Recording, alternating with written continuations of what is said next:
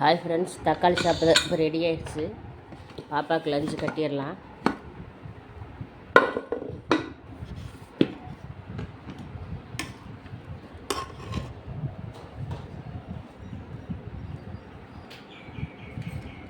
சுட சுட தக்காளி சாதம் இப்போ ரெடி ஆகிடுச்சு சூடாக.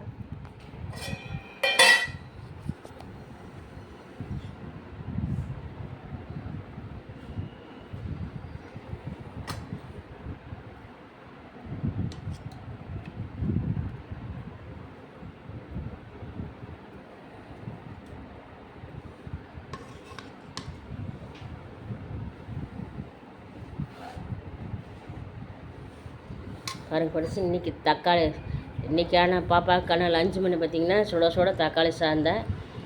இது பார்த்திங்கன்னா பேச்சுலர் கூட ஈஸியாக செய்கிற மாதிரி தான் நான் இன்றைக்கி தக்காளி சாதம் செஞ்சுருக்கிறேன். பாருங்கள், நீங்களும் இது மாதிரி செஞ்சு பேச்சுலர் கூட சாப்பிட்லாம். Okay bye. இது பிடிச்சிருந்தா லைக் பண்ணுங்கள்.